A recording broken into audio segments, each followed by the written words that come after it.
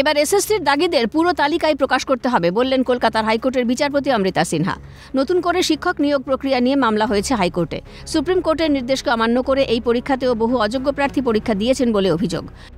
কিভাবে অযোগ্য প্রার্থী বসলেন পরীক্ষা দিতে তা নিয়ে মামলা হয় বিচারপতি অমৃতা সিনহার এজলাসে।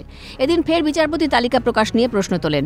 এসএসসিকে দাগিদের নাম, অভিভাবকের নাম, রোল নম্বর সহ বিস্তারিতভাবে প্রকাশের নির্দেশ দিলেন বিচারপতি অমৃতা সিনহা।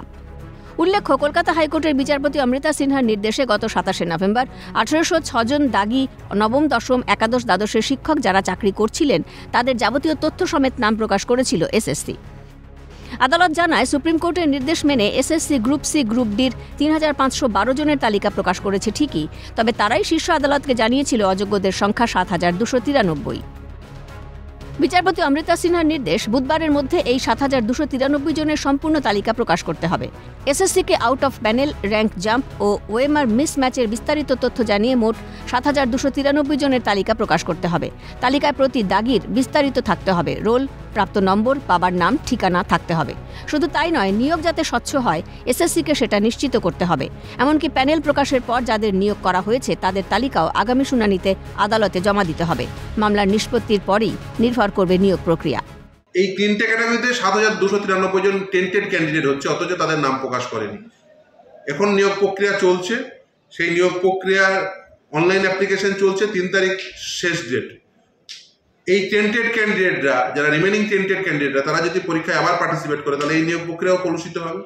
সেই জন্য আজকে পলাশ লস্করের ম্যাটারে মহামান্য বিচারপতি অমৃতা সিনহা নির্দেশ দিলেন যে এই 7293 ক্যান্ডিডেট অল ডিটেলস, নাম, বাবার নাম সহ অল ডিটেলস প্রকাশ করতে হবে।